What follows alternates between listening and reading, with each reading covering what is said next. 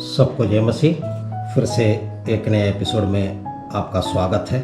पिछले एपिसोड में हमने यहोवा का काम आलस से करता है, वो श्रापित है, इसके बारे में हम लोग देख रहे थे, इस पर बात कर रहे थे और एक वचन पढ़कर हमने बंद किया था। अय्यूब का किताब का 12 का 7 और 8 वचन है। पशुओं से तो पूछ और वे तुझे दिखाएंगे, और आकाशीय पक्षियों से और वे तुझे बता देंगे। पृथ्वी पर ध्यान दे, तब उससे तुझे शिक्षा मिलेगी, और समुद्र की मछलियों भी तुझसे वर्णन करेंगे। अभी हम लोग जिसे वचन में लिखा है, अभी हम लोग एक उदाहरण के लिए सिंह जो जंगल का राजा है, वो कुछ भी करता है तो अपनी पूरे शक्ति के साथ में करता है। मान लीजिए सिंह एक चूहा को पकड़ने जा रहा है। ये तो चूहा है, उसको क्या उतना ताकत का जरूरत नहीं है, इसे पकड़ेगा तो ये मिल जाएगा। और दूसरी तरफ एक सांड को पकड़ने जाता तो एक तो पूरा हाथ और छबड़ा सब इस्तेमाल करके पूरा शक्ति के साथ। वो कहने का मतलब है कि वो छोटा काम हो या बड़ा काम, वो उसका जो शक्ति है, सामर्थ्य है, उसी के साथ से करना है। अभी सिंह के समान है। हम किसका आराधना करते हैं? यहूदा गोत्र का सिंह का आराधना करते हैं। हम बहुत सारे पास लोगों को देखा है, खुद को एक पर्चा भी नहीं बांटता है, अपने जूनियर को पर्चा बांटने के लिए, सेवकाई करने के लिए भेजता है। और वो भी भेजता तो कैसे करता है? जैसे सिनेमा थिएटर का सब नोटिस होता है, मैंने ऐसे उठा करके फेंक देता है, वैसे ही। वैसे नहीं, अगर एक ट्रैक्ट भी अगर आप देते हैं तो पूरा सावधानी के साथ में, समर्पण के साथ में, अपना ताकत के साथ में दीजिए। ये हमारा यीशु मसीह का सुसमाचार है, आप इसको पढ़िए। यीशु मसीह हमारा चंगा करने वाले हैं, यीशु मसीह उद्धार देने वाले हैं, यीशु मसीह आपसे प्रेम करते हैं। इतना बोलने से काफ़ी है, तो वो बोल करके ट्रैक्ट देना है, ऐसे नोटिस का जैसे मैंने फेंक देना नहीं है। और कौवा को देखिएगा, कौवा तो आप लोग सब देखे। कौवा का एक खास बात यह है, कौवा हमेशा चौकस रहता है, हमेशा इधर उधर ऊपर नीचे सब जगह चारों तरफ देखते रहता है। हम कैसे हैं? चर्च में भी बैठेगा तो कैसे बैठता है? एकदम मरा हुआ आदमी के जैसे बैठते हैं। और कोई मीटिंग में हो या कोई उपवास प्रार्थना में हो, कहीं भी बैठता है तो हम आलस के साथ में बैठता है। ऐसा नहीं, मैंने जो कौवा को देख करके सीखना है। कौवा के एक और गुण है, किसी पर भी भरोसा नहीं करता है। अगर मान लीजिए हम छुप करके हमारा पैर खुजला रहा तो कौवा क्या सोचेगा? उसको मारने के लिए हम पत्थर उठा रहा, तुरंत वो कौवा उधर से उड़ जाता है। एक और खास गुण है, वो किसी का भी हाथ में खाना देखेगा तो वो छीन लेगा। वो छोटे लड़का हो या जवान आदमी हो या बूढ़ा हो, किसी का भी हो, या नेता हो, अभिनेता हो, उसको कोई फर्क नहीं पड़ता है, वो खाना देखेगा तो छीनेगा ही। तो सुसमाचार भी ऐसे ही देना है, माने किसी का भेदभाव नहीं, वो ऊंचा हो नीचा हो वो देखना नहीं है, क्योंकि सुसमाचार सारे मानव जाति के लिए है। इसको बिना भेदभाव का सबको बांटना है, चाहे वो ट्रैक्ट भी क्यों न हो, सबको दीजिए। जिसको पढ़ना है वो पढ़ेगा, जिसको नहीं पढ़ना है वो नहीं पढ़ेगा। एक और बात करते हैं, एक और जानवर के बात करते हैं। हम लोग सब कुत्ता को पालते हैं, कुत्ता से हमें बहुत कुछ सीखने को मिलता है। कभी ध्यान दिया है, हमेशा कुत्ता सतर्क रहता है। देखने में लगे कि पूंछ मोड़ कर सिकुड़ करके सोया हुआ है, लेकिन हल्का सा भी आवाज सुनता है तो वो छट से उठ जाता है, खड़े हो जाते हैं। कोई पास लोग सोता तो, या मसीह लोग, विश्वासी लोग भी सोता तो 4 बाल्टी पानी डालेगा तो भी नहीं उठता है। खैर, कुत्ते का एक और खास बात है, उसका मालिक से वो बेहद प्रेम करते हैं। हमेशा मालिक को देखता है तो पूंछ हिलाता है, पीछे घूमता है, मिलके चढ़ने के लिए जाता है, चाटता है, सब कुछ करता है। हम अपना मालिक यीशु मसीह से कितना प्यार करते हैं, हमें सोचना है। और कुत्ता का एक और बहुत बढ़िया बात है, हमेशा वो तृप्त रहता है। उसको कम खाना दीजिए तो भी वो खा करके सो जाएगा, ज़्यादा खाना दीजिए तो भी वो खा करके सो जाएगा। हमेशा वो तृप्त रहता है, हमारा जैसे शिकायत नहीं करता है। हमको हमेशा शिकायत रहता है, जहाँ पर नौकरी करता है उधर का मालिक से शिकायत करता है, संस्था है संस्था से शिकायत करता है, यहाँ तक कि हमारा परमेश्वर से भी हम हमेशा शिकायत करते रहते हैं। कभी भी हम लोग तृप्त नहीं रहते हैं।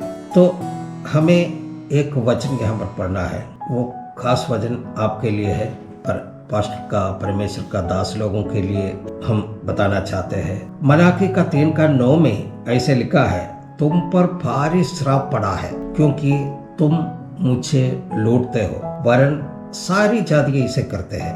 ये यहाँ पर परमेश्वर के सेवक लोगों के संदर्भ में बोला गया वचन है। परमेश्वर के नाम पर भक्त जनों को लूटना ये साधारण रीति से सारे धर्मों में देखने को आता है। परमेश्वर के भय को लोगों के अंदर में भर देना और उस भय को याद दिला करके भोली भाली भक्त जनों को लूटना। हमारे मसीही समुदाय में भी कुछ परमेश्वर के दास तो नहीं बोल सकता, ऐसे लोगों को तो मैंने पास्टर नहीं बोलना चाहिए। ऐसे दास लोग विश्वासियों को लूटता है। विश्वासी अपने देशवंश देने के बाद भी चैरिटी के नाम पर लूटता है। कुछ पास्टर लोग दुष्टात्मा के नाम पर लूटता है, चंगाई के नाम पर लूटता है। ये एक तरह से सोचेगा तो यीशु मसीह के नाम को बेचकर ये लूटता है। मैं आपसे पूछना चाहते हैं, जिन्होंने ये सारा ब्रह्मांड का रचना की, उनको आपका पैसे का जरूरत है? मैं कुछ पास्टर लोगों को जानता हूँ, उनका पेट कभी नहीं भरता। कलीसिया में जो भी दशमांश आता है वो अपने रख लेते हैं, भेंट आते हैं वो अपने रख लेते हैं। जिस संस्था से जुड़ा हुआ है वो संस्था इनको सपोर्ट देता है, वो भी रख लेता है। उसके बाद भी अपने जान पहचान लोगों से पुराना विश्वासी लोगों को पत्र लिख करते हैं। उसके बाद कहता है सेवकाई का नाम से दीजिए। ऐसे करने से पैसे तो पास्टर को मिलते हैं, लेकिन उसके साथ साथ परमेश्वर की श्राप भी आपके ऊपर आते हैं। ये अगर समझ जाएगा तो अच्छा है। इसलिए वचन में लिखा है, तुम पर भारी श्राप पड़ा है क्योंकि तुम मुझे लूटते हो। मत्ती का सुसमाचार 25वां आयत का 41 से लेकर के 43 तक इसे लिखा है, तब वो बाई ओर वालों से कहेगा, हे श्रापित लोगों, मेरे सामने से उस आनंद आग में चले जाओ जो शैतान और उसके दूतों के लिए तैयार की गई है। क्योंकि मैं भूखा था और तुमने मुझे खाने को नहीं दिया, मैं प्यासा था और तुमने मुझे पानी नहीं पिलाया, मैं परदेशी था और तुमने मुझे अपने घर में नहीं ठहराया, मैं नंगा था और तुमने मुझे कपड़े नहीं पहनाए, बीमार और बंदी गृह में था और तुमने मेरी सुधि नहीं ली। अगर हम व्यवस्था विवरण के किताब में आएंगे, इसके अलावा भी 12 तरह का श्राप के बारे में वहां पर लिखा है। वो व्यवस्था विवरण 27 अध्याय का 15 से लेकर के 26 तक का वचन कर पढ़ते हैं। शापित हो वो मनुष्य जो कोई मूर्ति कारीगर से खुदवा कर व ठहरवा कर निराले स्थान में स्थापना करे, क्योंकि इससे यहोवा को घृणा लगती है। तब सब लोग कहें आमीन। शापित हो वो जो अपने पिता व माता को तुच्छ जाने। तब सब लोग कहें आमीन। शापित हो वो जो किसी दूसरे के सिवानों को हटाए। तब सब लोग कहें आमीन। शापित हो वो जो अंधों को मार्ग से भटका दे। तब सब लोग कहें आमीन। शापित हो वो जो परदेशी, अनाथ व विधवा का न्याय बिगाड़े। तब सब लोग कहें आमीन। शापित हो वो जो अपनी सौतेली माता से कुकर्म करे, क्योंकि वह अपने पिता का ओढ़ना उखाड़ता है। तब सब लोग कहें आमीन। शापित हो वो जो किसी प्रकार के पशु से कुकर्म करे। तब सब लोग कहें आमीन। शापित हो वो जो अपनी बहन, चाहे सगी हो चाहे सौतेली, उससे कुकर्म करे। तब सब लोग कहें आमीन। शापित हो वो जो अपनी सास के संग कुकर्म करे। तब सब लोग कहें आमीन। शापित हो वो जो किसी को छिप कर मारे। तब सब लोग कहें आमीन। शापित हो वो जो निर्दोष जन के मार डालने के लिए ठान ले। तब सब लोग कहें आमीन। शापित हो वो जो इस व्यवस्था के वचनों को मानकर पूरा न करे। तब सब लोग कहें आमीन। मतलब 12 तरह का श्राप के बारे में ये आयत में लिखा है, लेकिन मैं उसका 15वां और 16वां वचन को लेकर थोड़ा विस्तार से बोलना चाहता है। बाकी वर्णन करने का अभी समय नहीं, आप लोग खुद पढ़ लेगा वो समझ सकते हैं। तो व्यवस्थावरण का 27 का 15 में इसे लिखा है, शापित तो वो मनुष्य जो कोई मूर्ति कारीगर से खुदवा कर या ढलवा कर निराले स्थान में स्थापना करे, क्योंकि इससे यहोवा को घृणा लगती है। मैं यहाँ अन्य जातियों का बात छोड़ देते हैं, क्योंकि वे लोग उनके विश्वास के आधार पर वह मूर्ति बनाते हैं, उसको दंडवत करते हैं। मुझे उसमें कोई आपत्ति नहीं है, क्योंकि वे लोग बाइबल का वचन को नहीं जानता है और हमारे भारत का नियम उनको अनुमति भी देता है। लेकिन जो क्रिश्चियंस है, मैं इन्हें नामधारी मसीह कहना चाहते हैं। वे लोग नाम से क्रिश्चियन है, यीशु मसीह का ही निंदा करते हैं तो बड़ी तकलीफ होती है। वे लोग पवित्र बाइबल में दिया हुआ 10 आज्ञाओं में से पहला आज्ञा को ही नजरअंदाज कर देते हैं। पहला आज्ञा बताती है, तू मुझे छोड़ दूसरों को ईश्वर करके नहीं मानना, तू अपने लिए कोई मूर्ति खोद कर ना बनाना, न किसी की प्रतिमा बनाना जो आकाश में है, जो पृथ्वी पर है और पृथ्वी के नीचे जल में है। बाइबल में यहाँ साफ रीति से लिखा है कि तू अपने लिए कोई मूर्ति खोद कर ना बनाना, न किसी की प्रतिमा बनाना जो आकाश में है, जो पृथ्वी पर है वह पृथ्वी के नीचे जल में है। जो आकाश में दिखने वाला कोई भी वस्तु का या कोई भी जीव जंतु का, न पृथ्वी पर पाए जाने वाला कोई भी मनुष्य का, कोई भी जीव जंतु का, न पानी के नीचे में रहने वाले कोई भी वस्तु का, जीव जंतु का। इसका मतलब है कि इस दुनिया में आंखों से दिखने वाला कोई भी वस्तु का मूर्ति खोद कर नहीं बनाना। इसका यह भी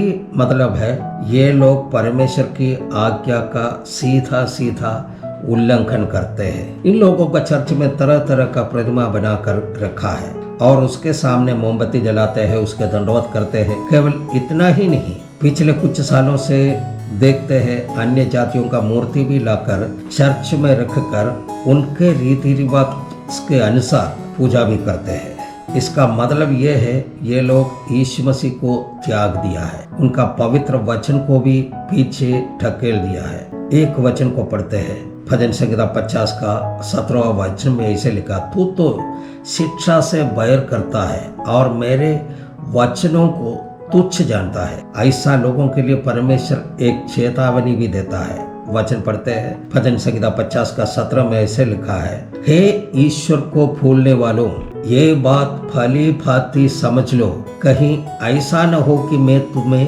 फाड़ डालूं और कोई छुड़ाने वाला ना हो। इस 17वां आयत का ये व्यवस्थावरण 27 का 16 में इसे लिखा है, श्रापित है वे जो अपने पिता व माँ को तुच्छ जाने। तब सब लोग बोले आमीन।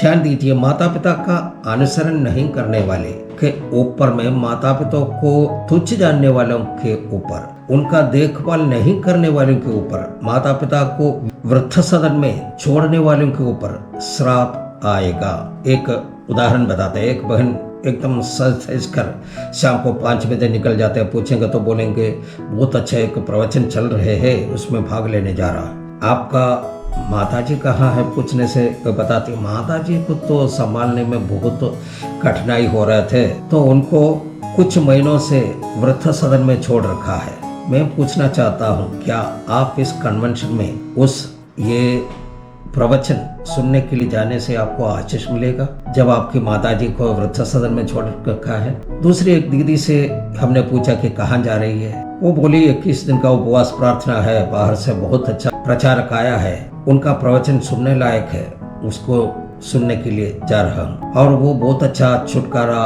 चंगाई करने वाला पास्टर है। मैंने पूछा क्या आपका सासू माँ भी आ रही है? उन्होंने बोले ना, वो तो बहुत बूढ़ी हो गई है, अब उनसे कोई कामकाज नहीं होता, चलना फिरना नहीं होता, इसलिए उन्हें वृद्धाश्रम में छोड़ रखा है। मैं पूछता हूँ, क्या प्रचारक सिर हिला हिला करके पूरा वाइब्रेशन शरीर में ला करके वो प्रार्थना करने से आपको छुटकारा मिलेगा, आपको आशीष मिलेगा?